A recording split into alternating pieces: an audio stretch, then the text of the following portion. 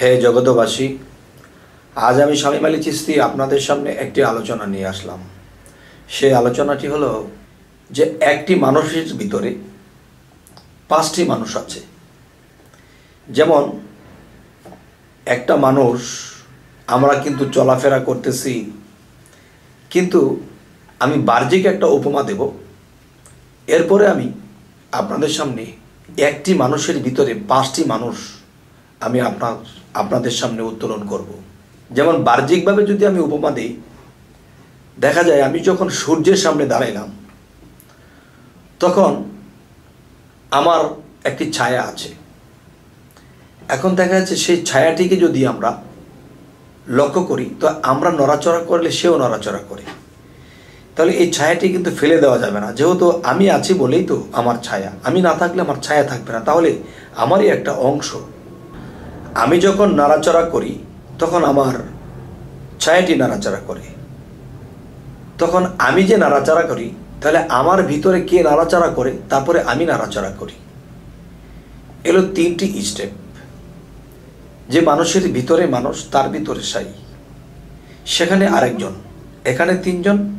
মানুষের ভিতরে মানুষ, তার ভিতরে সাই, তাহলে সে সাই যে তিনিও মানবাকার।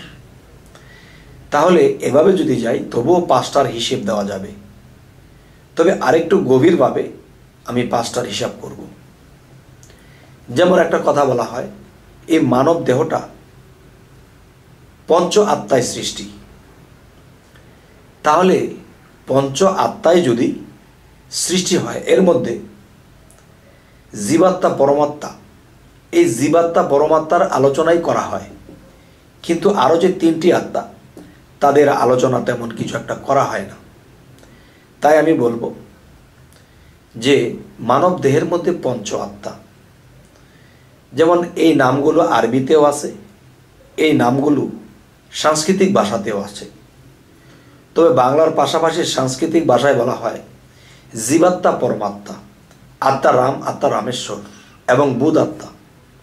এই 5টি আত্মা, এই 5টি আত্মা মানব দেহের মধ্যে আছে। তাহলে এই 5টি আত্মার কর্ম, এরপরে এদের খাদ্য, এদের স্বভাব, সমস্ত কিছু আলাদা।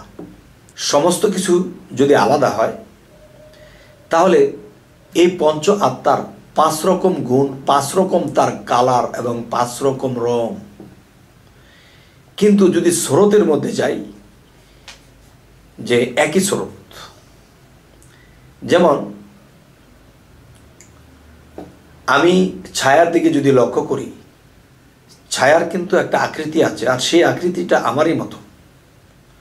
তো ছায়ার আকৃতি যদি আমারই মতো হয়, তাহলে আমার ভিতরে আরও একটি মানুষ, সে কিন্তু এই আকারই, তবে আরও যে 2টি আত্মা, সেটিও এই একই আকারে। এখন আজকের যে বিষয়, এই 5টি আত্মার মধ্যে কোন আত্মাকে দেখলে আমার দোজখ হারাম হয়ে যাবে? সেই 5টি আত্মার মধ্যে একটি আত্মাকে দেখলে যদি দোজখ হারাম হয় এবং সেই আত্মার সাথে রাসূল মিশে রয়, তবে রাসূল মিশে রয় কোন আত্মার সাথে? পরমাত্মার সাথে। আর সেই পরমাত্মা যদি কেউ দেখে, তাহলে তার জন্য সমস্ত দোজখ হারাম হয়ে যাবে। তাহলে পরমাত্মার স্রোত বিভিন্ন রূপে আছেন তিনি, এবং এই পরমাত্মা মানব স্রোতের বাহিরেও তার রূপ আছে, কিন্তু সেই রূপে গেলাম না।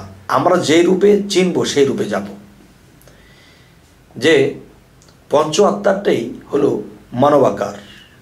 এখন মানব আকার যদি হয়, আমারই মতন 5জন যদি সামনে হাজির হয়, এর মধ্যে এই 5জনের মধ্যে আমি কি দিয়ে চিনব, কি করে চিনব যে এই আত্মাটি পরমাত্মা?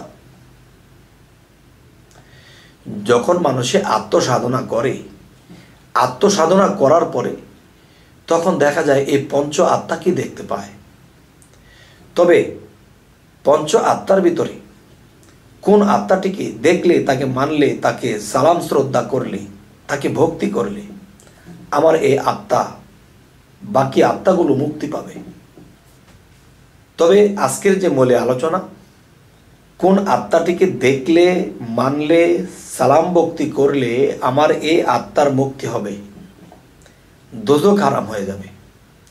সে আত্মাটি পরমাত্মা, এবং সে আত্মাকে কি দেখে চিনব?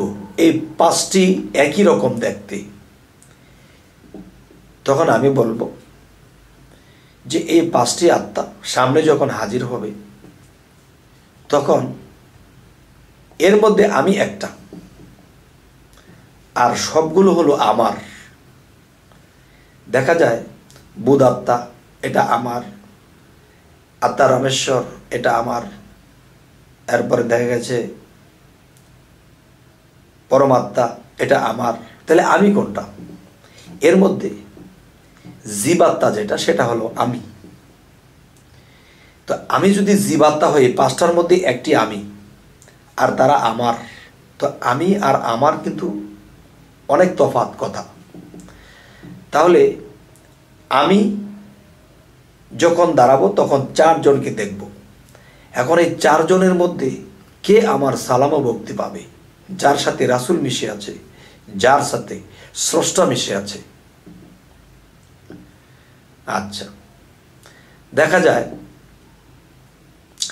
মাটির একটা কালার হলুদ, যেমন আরেকটি ভাষায় বলা হয় সিয়া সফেদ লাল জর্দা, সিয়া সফেদ লাল জর্দা। এই চার রঙে দুনিয়া বাঁধা। এই চারটি রঙে যদি দুনিয়া বাঁধা হয়ে থাকে, তাহলে আমার পরমাত্মাকে চিনে নেব কিভাবে? একই রকম দেখতে, কালারে ব্যতিক্রম।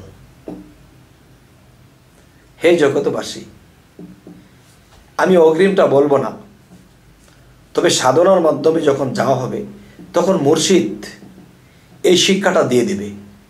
তারপর আমি ইঙ্গিত করব, তার কালারটি বিজলি আকার হবে, আর অন্যগুলার এই আকার দেখা যাবে না, এই আলো দেখা যাবে না।